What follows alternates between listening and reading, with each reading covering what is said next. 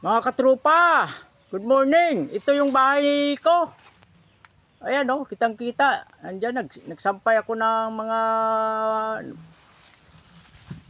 mga damit ko. Agosto 18 kagabi. Dumaan yung ipo-ipo, yung buhawi. Ayan, natuklap yung bubong ng bahay ko, yung barong-barong. Yan na lang yung bahay ko. Nasira pa. Ito yung puso ko. Diyan ako naliligo. Yan, naglalaba. Yan yung bahay ko yan. Ano yan? Through intro yan. Wala yung dingding. May dingding yan, no? Kunti. Yan yung mga higaan ko sa sahig. Nabasa ng ulan. Malakas yung ulan at hangin kagabi. Yan. Doon yung ano ko, pillowcase. Tsaka yung kumot ko. Malamig. Buti sanay tayo sa ganyang buhay. Yan yung lutuan ko. Yan. Kahoy ko dyan, oh, nabasa yung kahoy ko.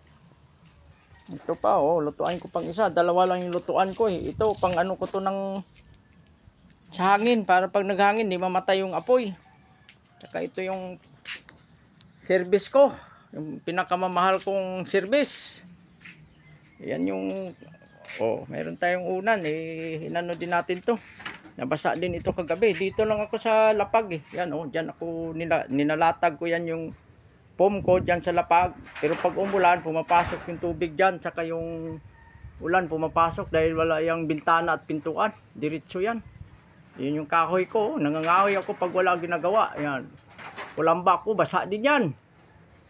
Yan, yung mga papiles ko yan, nilagay ko diyan. Binalot ko ng plastic. Diyan yung ano natin, yung mga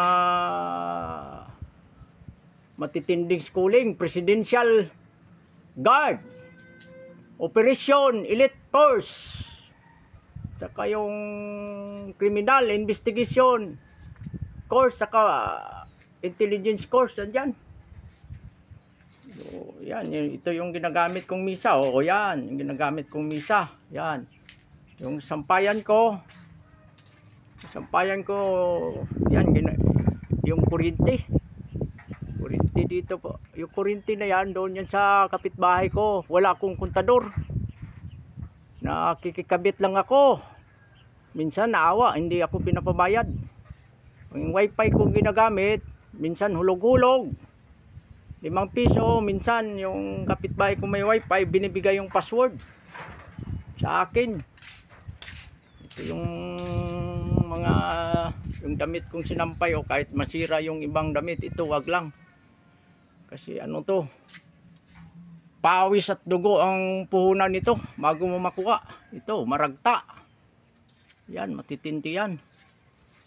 Matitindi ang ano natin dyan. Dito, may sira din dito, eh. Oh. Nasira din yung drone sa taas, oh. Bubong ko nasira rin.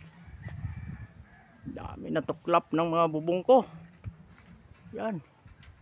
Tapos pag umulan yan, may mga malalaking butas yan, tumutulo din yan. Mamaya bibilang ko yan ng Bulkasil. Kaya kayo dyan na nanonood, real talk tayo, real life. Ito yung mahal kong service. Yan, alaala pa ito ng pension ko, ng kumplito pa. Ito yung paggabi, ito yung flashlight ko. Ito, tinalian ko yung ano, 2 lighter. Yan. Yan, mag-iilaw yan, oh. Yan, mag-iilaw. Tapos patayin mo yan sa gabi, nagagamit ko yan.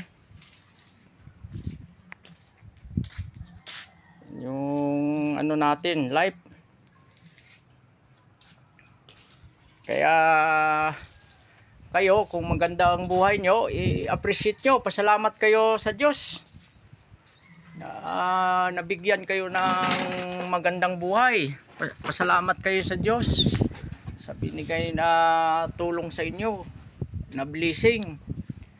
Kung mayroon kayo sobra, i-share nyo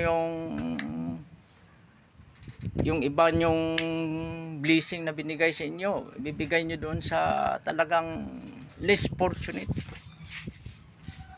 Wag tayong bumitaw sa buhay.